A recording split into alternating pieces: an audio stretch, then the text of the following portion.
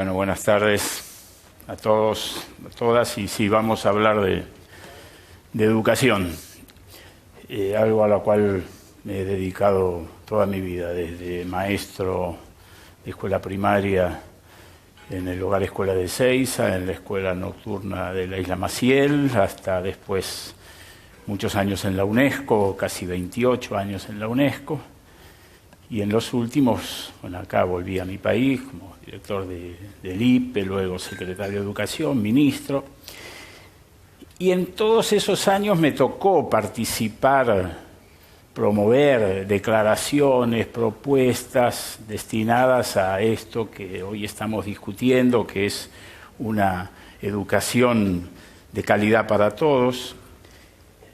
El último capítulo de este proceso es el de los Objetivos del Desarrollo del Milenio, que es a nivel mundial, a nivel internacional, el último acuerdo que se ha tomado entre diferentes gobiernos, organismos no gubernamentales, las agencias de Naciones Unidas.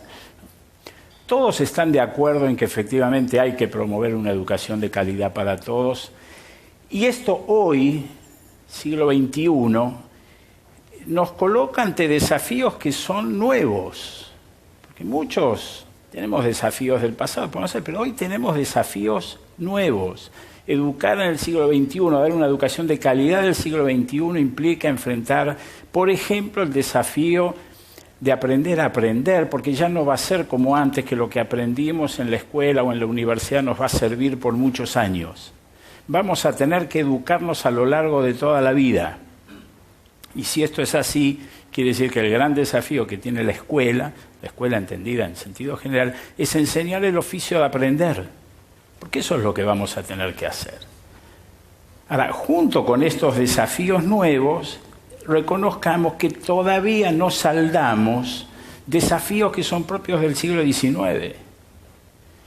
Entre los objetivos del milenio dice que hay que universalizar la escuela primaria. El objetivo de universalizar la escuela primaria es un objetivo del siglo XIX. Nuestro país se lo propuso en 1884 con la ley 1420. Hoy, 2010, todavía tenemos en nuestro país algo que está incluso por debajo de la escuela primaria, incompleta. Tenemos casi 700.000 analfabetos,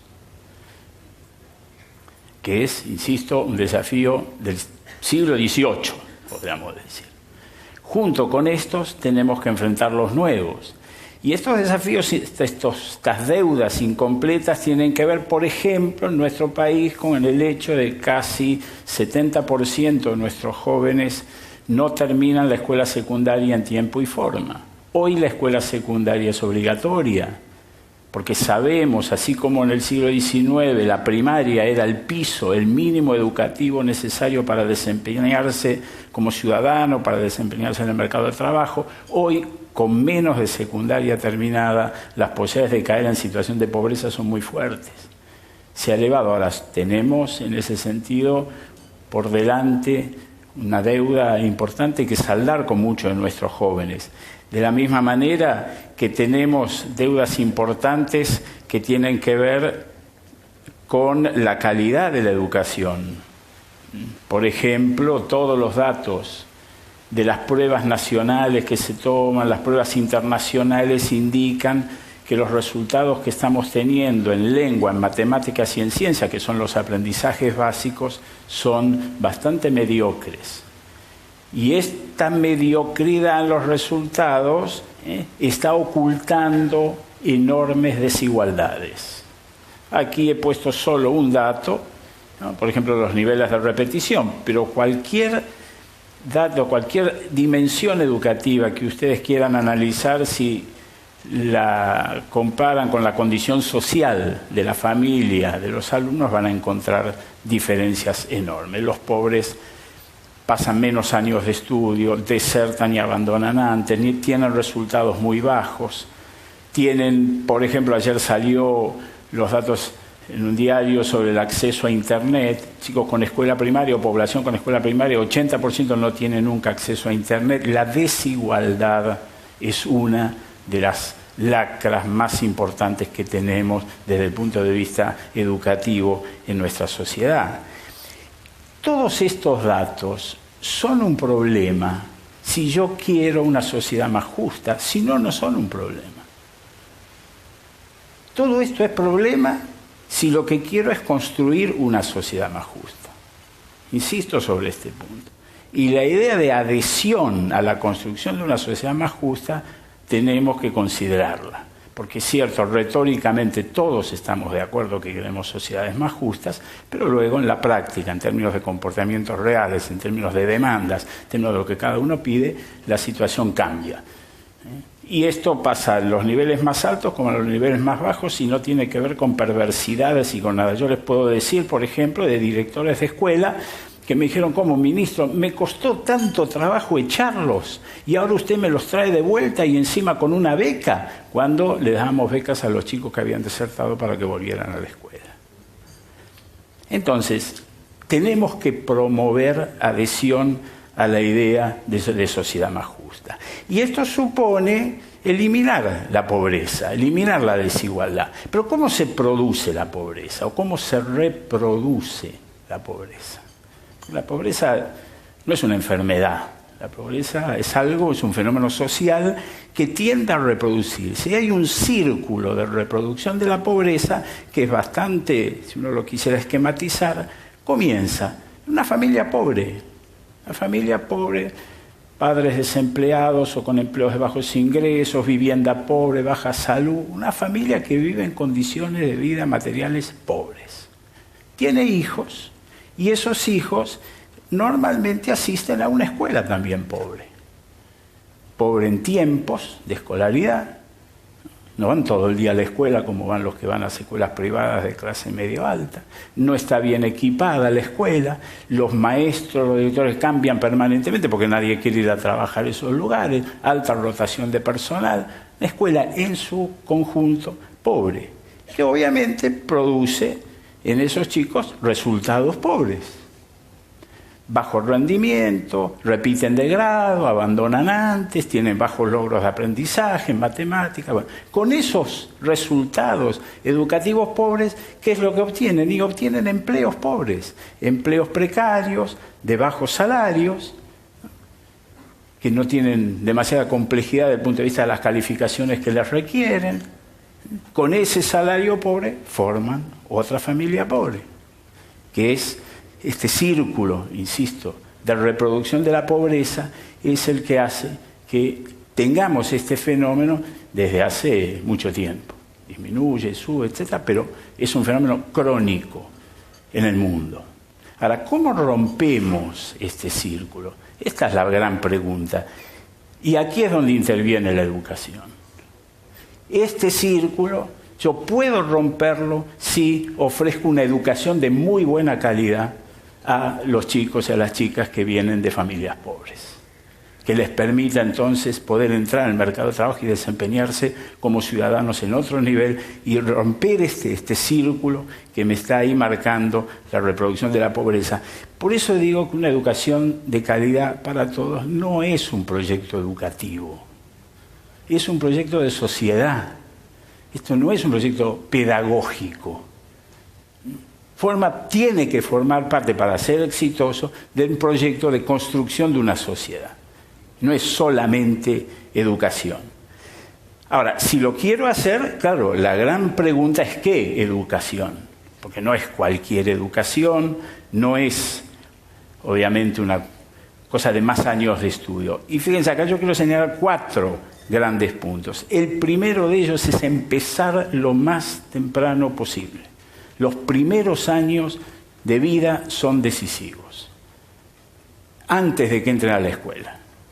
Ahí es donde se forma el núcleo de desarrollo cognitivo básico. Cuando ya llegan a la escuela no es imposible, obviamente, superar esos déficits, pero es muchísimo más difícil que si yo trabajo en los primeros años de vida. Fíjense ustedes, los datos más impresionantes de los países que tienen altos niveles educativos con alta equidad social son normalmente los países nórdicos, Finlandia, Suecia, Noruega, cuando uno va y analiza por qué les va tan bien, no comparado con nosotros, comparado con Francia, con Inglaterra, con Alemania, la explicación está en lo que hacen antes de que los chicos entren a la escuela, en los primeros años de vida. A partir del primer año de vida entran en instituciones que son mucho más homogéneas que las familias y que permiten un desarrollo cognitivo, emocional, etcétera, que los pone, cuando llegan a la escuela, en mucho mejores condiciones y más igualitarias. Segundo punto en esta educación es la que tiene que ver con la calidad, con los contenidos. Tenemos que superar el déficit de la alfabetización en lectoescritura sin ninguna duda, pero hay dos alfabetizaciones siglo XXI hoy que son fundamentales: la alfabetización científica, la alfabetización digital. Hoy formación científica es formación ciudadana. No es como antes, que era para los que les gustaba o querían la ciencia. Hoy, entender de estos temas del medio ambiente, de la política económica, etcétera, exige estar científicamente alfabetizado. Tenemos que poner la alfabetización científica en los niveles obligatorios de la educación, que son donde va todo el mundo. Y lo mismo la alfabetización digital. No se concibe un ciudadano del siglo XXI que no sepa manejar las tecnologías de la información.